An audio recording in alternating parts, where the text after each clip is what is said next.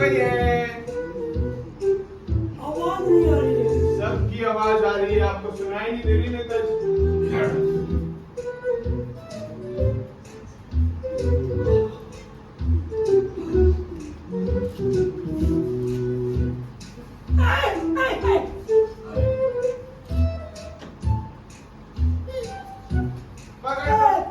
मेरी कुर्सी मिल गई। हाँ, मेरी कुर्सी मिल गई। अब तो आप 5 साल नहीं उठेंगे, 47 तक। फिर हम लोग खेलेंगे कैसे? 2027। नेताजी उठिए, पकड़िए मेरे को। पॉलिटिक्स गेम चलेगा। पॉलिटिक्स खेल रहे हैं। क्यों नेताजी, क्या? पूरा गंदा कर दिया? तो काम क्या आपका? इस चीज की तनख्वाह नहीं मिलती है कि बार बार गंदा करते रहें। हम लोग पॉलिटिशियन गंदा करेंगे। आप साफ कीजिए। चुप रहिए आप, वहां जाके खेलिए। क्या? वहां जाके खेलिए। अब मैं समझा। चलिए चलिए। हम लोग तो यहीं खेलेंगे। आप भी खेलो। मैं डॉक्टर साहब को बोलूंगी, आ जाएंगे फिर। आप खेलो ना मेरे साथ। नहीं खेलना है मुझे, वहां जाके खेलो। डॉक्टर साहब खेलते हैं ना। हाँ तो उनके साथ जाके खेलो, मुझे काम है। दो जब मैं खोलूँ उसको। नहीं खेलूंगा अभी खेलूंगा। रुक रहे हो कि नहीं? डॉक्टर साहब को बोलूंगी, इंजेक्शन लगवा नहीं, देंगे। मुझे इंजेक्शन नहीं लेनी है। नहीं लगाना है ना? मैं पागल नहीं हूँ मैं। तो बस खुलवा दो। छोड़ो। मैं पागल नहीं हाँ हूँ। नहीं हो, जाओ। ये इसका वैसे चुन्नी से मारते हैं आप। अब खेलने के लिए दे दी? उन्होंने ले जाइए लिया। जाइए। उसको ही मारो। चलो। हर बार गंदा कर देते हो। अगली। ये भगवान, अभी साफ करके गई थी। पूरा साफ करना पड़ेगा बार बार।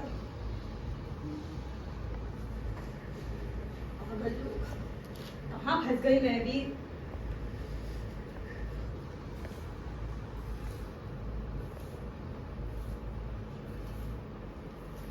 ये लोग तो एक दिन मुझे भी पागल करके ही मार।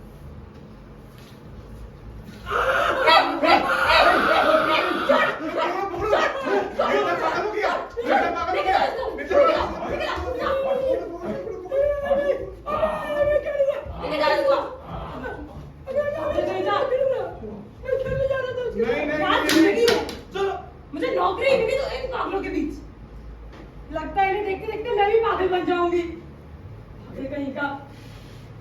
आप लोग क्या देखते हैं बाबू साहब? ये लोग तो पागल है, एकदम असली पागल। देख रहे हैं आप, पूरा लाल कर दिया। वैसे पागल होने के अपने मजे हैं। पागल आदमी समाज में दूर बात में आ जाता है। हाँ, अरे उसकी बातों का या उसकी हरकतों का कोई बुराई नहीं मानता। समाज में उसके क्रियाकलापों को कोई अहमियत नहीं दी जाती। ये साम्यवादी देशों में पागलपन की इसी स्थिति का प्रयोग प्रशासन के विरोधियों को धराशायी करने में किया गया। अब जिन लोगों को साम्यवादी देशों में प्रशासन के लिए खतरनाक समझा गया, उन्हें पागल कराकर पागल खाने में डाल दिया। वैसे अपने देश में तो ऐसी कोई स्थिति नहीं है। अरे भाई, प्रजातंत्र जो है, बोलने की आजादी जो है, पर खबरदार, प्रजातंत्र के इस दहकते रेगिस्तान में हर झरने पर बहेलियों का कब्जा है। अगर आपने उनकी भाषा नहीं बोली तो आपका हुक्का पानी बंद और आप आ जाएंगे सीधे रास्ते पर। खैर छोड़िए भी देश जहान की बातें। मैं आपको बताती हूँ इस पागल खाने की व्यथा कथा। अरे आप तो जानते ही होंगे, अपने देश की आबादी 1 अरब को पार कर चुकी है। इस कारण संसाधनों पर जनसंख्या का दबाव बढ़ गया है। हर लाइन में इतनी भीड़ है, अरे इतनी भीड़ है कि कोई भी कहीं भी अपना मानसिक संतुलन खो सकता है और पागल खाने आ सकता है। क्या है? अच्छा बाबा लगा दो, पर आराम से लगाना, आराम से आहिस्ता। ठीक है। इन्हें देखिए, ये रोज मेरे लिए फूल लेके आते हैं। ये कभी आईएएस अफसर हुआ करते थे, साहित्यकार बनने का शौक चल रहा है, अब साहित्यकार बन भी गए। इन्हें रोक कौन सकता था, आईएएस जो ठहरे। एक बात बताऊं, अगर आप आईएएस हो तो प्रदेश के सबसे बड़े कवि बन सकते हो, लेकिन इसके बाद भी इनकी महत्वाकांक्षाएं न रुकी। इन्होंने आध्यात्मिक क्षेत्र में पंगा लिया। अब आध्यात्मिक क्षेत्र में आनंद पानंद सफलता के लिए ये सूर्य त्राटक करने लगे और पगला गए। वैसे इनकी एक विशेषता है कि ये कभी भी और कहीं भी लड़की का रूप धारण कर लेते हैं। यदि कोई भी गलती से भी इनका दुपट्टा छीन लेना तो मारने पर उतर आते हैं, और सजना संवरना तो छुई।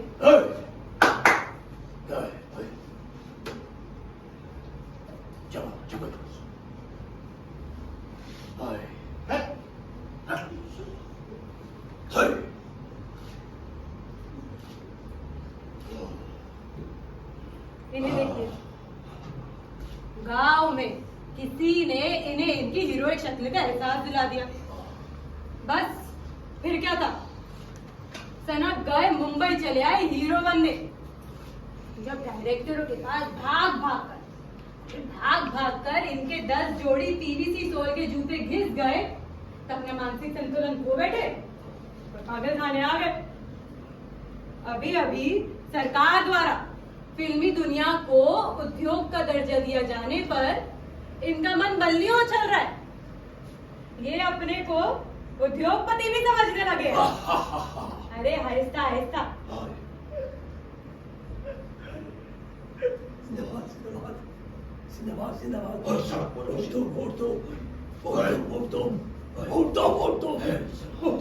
आराम से निकल। इन्हें देखिए, ये कभी संपन्न किसान हुआ करते थे, फिर इन्हें इनके केडर मित्र ने राष्ट्रभक्ति, जन सेवा और पार्टी लाइन की उच्च महत्वाकांक्षाओं के सपने दिखाए। बस फिर क्या था, ये अभिभूत हो गए। इन्होंने अपनी तमाम जमीनें बेच कर पार्टी का जनाधार बनाया। अब जब पार्टी का जनाधार बन गया और जीत की स्थिति आई, तो पैसे वालों ने इनकी टिकट ही हत्या दी।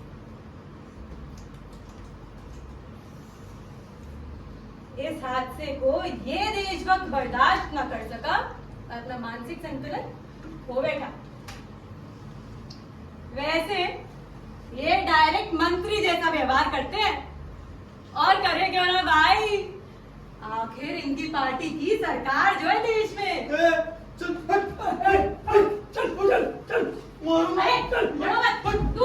दूर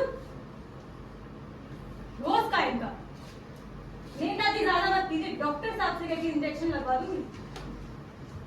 रोज लड़ते रहते हैं।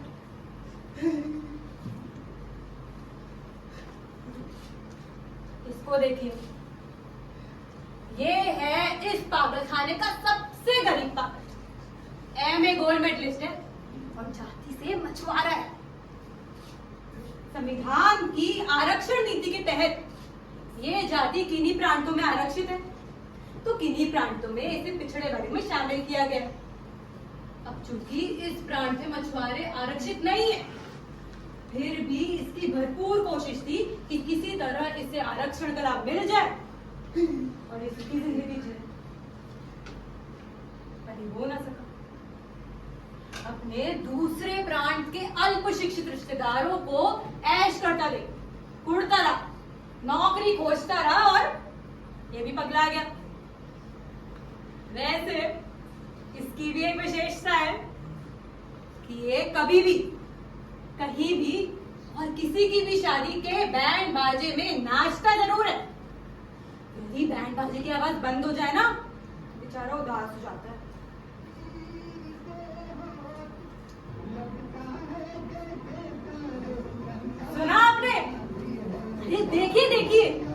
पागल खाने के बगल से बारात गुजर रही है। अब इनका नाच देखिएगा। मैं तो चली पापा दूसरे कमरे की सफाई।